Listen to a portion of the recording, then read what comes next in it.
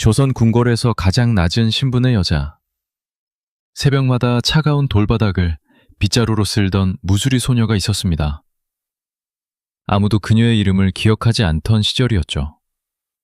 그런데 이 소녀가 훗날 왕의 어머니가 됩니다. 그 아들은 조선 역사상 가장 오래, 무려 51년 넘게 왕자를 지킨 임금이었습니다. 어떻게 이런 일이 가능했을까요? 역사 속에 묻혀있던 이야기, 오늘 꺼내보겠습니다. 1670년 한 아이가 태어납니다. 이름은 최 씨. 아버지는 하급 무반 출신으로 집안 형편이 넉넉지 않았습니다. 그런데 아이가 5살이 되기도 전에 부모가 잇따라 세상을 떠났습니다. 오빠 언니와 함께 외가에 맡겨진 어린 최 씨. 가세는 기울었고 외가도 새 아이를 오래 건사할 여력이 없었습니다. 그 결과 가장 어린 막내 최 씨에게는 궁궐 무술이라는 길이 주어졌습니다. 겨우 7살이었죠. 무술이란 궁궐 여인 중 가장 낮은 신분이었습니다. 궁녀의 심부름까지 해야 하는 처지. 찬 새벽에 일어나 빗자루를 들고 돌바닥을 쓸고 물 깃고 밥 짓고 빨래하고 이름조차 불릴 일 없는 존재였습니다. 그러나 이 소녀에게는 특별한 점이 하나 있었습니다. 어떤 굴욕도 어떤 힘든 일도 말없이 견뎌냈다는 것. 당시 기록들은 그녀를 두고 소심하고 신중하였다고 전합니다. 눈을 뜨고 귀를 열어 살아남는 법을 배웠습니다. 의설에 따르면 최 씨는 인현왕후의 친정집에서 먼저 자라다가 인현왕후가 궁에 들어갈 때 함께 입궐했다고 전해집니다. 확실한 기록은 없지만 그녀가 인현왕후와 가까운 자리에 있었다는 점은 이후 역사에서 결정적인 의미를 갖게 됩니다. 화려한 궁궐 담장 안에서 가장 낮은 곳을 지키던 소녀. 그녀는 아직 자신의 운명이 어디로 흘러갈지 몰랐습니다. 다만 눈을 뜨고 귀를 열고 살아남기 위해 하루하루를 버텼습니다. 1688년 무렵 궁 안에는 묵직한 긴장감이 흘렀습니다. 당시 숙종은 28살. 희빈 장씨가 낳은 아들을 둘러싸고 서인과 남인이 격하게 맞붙고 있었죠. 왕세자 책봉 문제로 조정이 뒤집히는 기사황국이 터진 것도 이 무렵입니다. 궁 안은 살얼음판이었습니다. 바로 그 시절, 최 씨는 숙종의 눈에 들었습니다. 역사는 그 순간을 자세히 기록하지 않습니다. 다만 그 결과만이 남아있습니다. 1693년, 최 씨는 종사품 수건을 책봉됩니다. 무수리에서 후궁으로 그 거리를 단번에 뛰어넘은 겁니다. 이듬해 1694년, 그녀는 아들을 낳습니다. 훗날 영조가 돼 연인군이었습니다.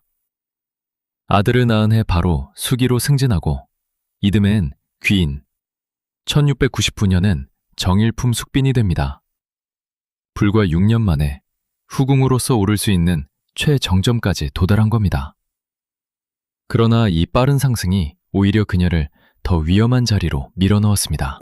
숙빈 최 씨가 승은을 입은 바로 그 시기, 인현왕후는 폐위되어 궁 밖으로 쫓겨난 상태였습니다. 희빈 장씨가 왕비 자리까지 올라 있었죠.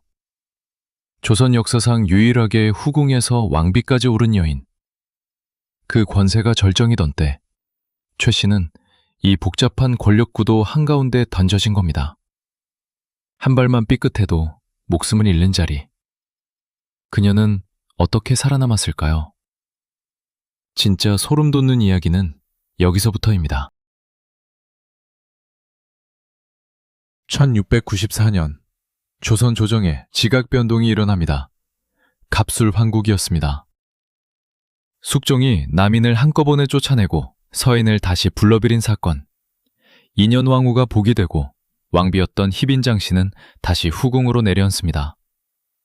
이 갑작스러운 역전 뒤에 숙빈 최 씨의 역할이 있었다고 전해집니다. 기록에 따르면 그녀는 봉부 부인을 통해 서인 측 인사들과 연락하며 황국에 기여했다고 합니다. 그녀는 가만히 앉아 운명이 오기를 기다리는 여자가 아니었습니다. 갑수르 황국으로부터 7년 뒤 1701년 인현왕후가 오랜 병 끝에 세상을 떠납니다. 그 직후 숙빈 최 씨는 숙종에게 충격적인 사실을 고합니다. 휘빈장 씨가 취선당 서쪽에 신당을 설치하고 인현왕후를 저주했다고 발고한 겁니다. 이 한마디가 장희빈의 운명을 결정했습니다. 숙종은 휘빈장 씨에게 사약을 내렸고 14년간 조선 왕실을 뒤흔들었던 휘빈장 씨는 그렇게 역사에서 퇴장합니다. 당신이라면 이 순간 어떤 선택을 했을까요? 경쟁자를 제거하기 위해 발고했다는 시각도 있고 인현왕후를 위한 의리로 진실을 말했다는 시각도 있습니다. 역사는 그 속마음을 기록하지 않았습니다. 어느 쪽이든 분명한 건 이 선택이 숫빈 최 씨의 삶 전체를 바꾸어 놓았다는 것입니다. 그것도 그녀가 기배한 방향과는 전혀 다르게. 왜냐하면 장희빈이 사라진 뒤에도 진짜 위협은 끝나지 않았으니까요. 장희빈이 사라진 뒤 궁하는 표면상 잠잠해 보였습니다. 그러나 세자, 즉 장희빈의 아들을 지지하는 소론과 숫빈의 아들 연인군을 지지하는 노론의 대립은 오히려 더 날카롭게 살아있었습니다. 두 아들이 곧 왕위를 다투게 될 터였죠.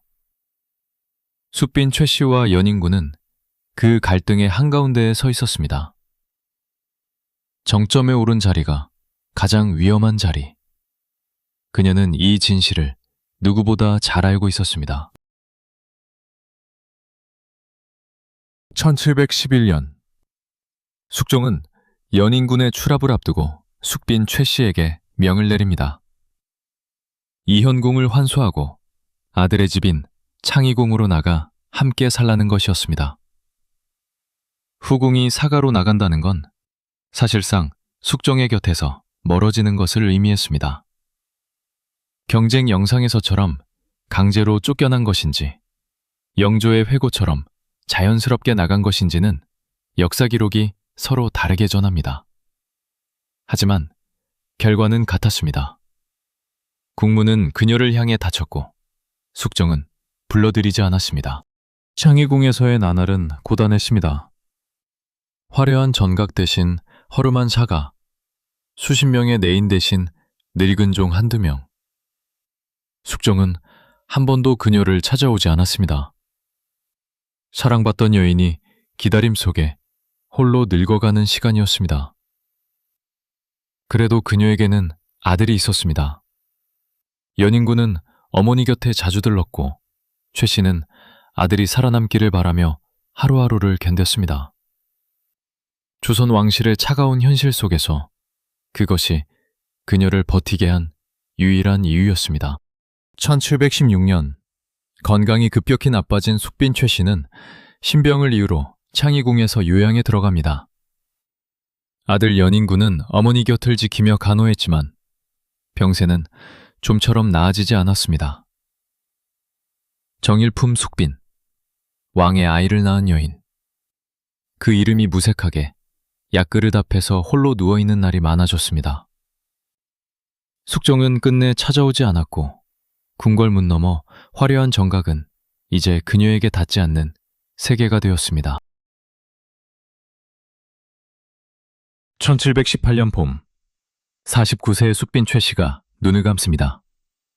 창의궁 사가에서였습니다. 곁을 지킨 건 평생을 함께한 늙은 종 한 명, 그리고 뒤늦게 달려온 아들 연인군이었습니다. 숙종은 오지 않았습니다. 그리고 한 달도 채 안 되어 숙종 역시 세상을 떠났습니다. 어떤 화해도 어떤 작별도 없이 두 사람은 각자의 자리에서 눈을 감았습니다. 그 슬픔을 온몸으로 받아낸 건 남겨진 아들 연인군이었습니다. 그녀의 무덤은 양주 땅에 조용히 마련되었습니다. 왕의 후궁이었지만 묘는 소박했습니다. 그러나 이야기는 여기서 끝나지 않습니다.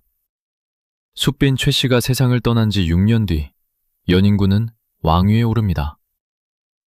영조, 조선의 21대 임금. 무수리의 아들이라는 멸시를 평생 들어야 했던 그가 이제 왕이 된 겁니다. 어머니를 비웃던 자들을 하나씩 쳐냈고 어머니의 이름을 새기는 일에 생애를 쏟았습니다. 영조는 어머니의 사당을 3번이나 승격시켰습니다. 숙빈묘에서 육상묘로, 다시 육상궁으로, 묘소도 소령묘에서 소령원으로 올렸습니다. 왕으로 추존하려 했지만 신하들의 강경한 반대에 막혔습니다. 그래도 포기하지 않았습니다. 육상궁에서 직접 제사를 지낸 날, 영조는 눈물을 닦으며 말했습니다. 이제는 여한이 없다. 51년이 넘는 통치 동안 그는 단 하루도 어머니를 잊지 않았습니다. 지금도 서울 종로구 7궁에는 숙빈 최실 위패가 모셔져 있습니다. 7살의 고아가 되어 궁에 들어온 소녀. 그 소녀는 조선에서 가장 낮은 곳에서 출발해 가장 높은 이름을 남겼습니다. 역사는 왕과 왕비의 이름을 기억하지만 그 왕을 만들어낸 건 이름 없는 무수리 한 명의 생존 의지였습니다. 그녀의 신분이 정말 무수리였는지 학자들 사이에 논쟁이 있지만 한 가지는 분명합니다. 살아서는 궁 밖으로 쫓겨났지만 죽어서 왕의 어머니가 되었습니다.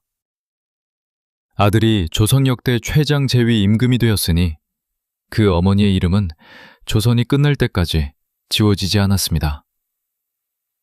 여러분이라면 어떤 선택을 하셨을까요? 모든 것을 잃은 그 순간 포기하셨을까요? 아니면 아들 하나를 붙잡고 버티셨을까요? 댓글에 여러분의 생각을 남겨주세요. 다음 편에서는 이 아들 영조가 왕이 된 뒤 어머니를 위해 벌인 놀라운 복권 작업, 그리고 평생 그를 짓눌렀던 컴플렉스의 이야기를 이어가겠습니다. 놓치지 않으시려면 구독 눌러두세요.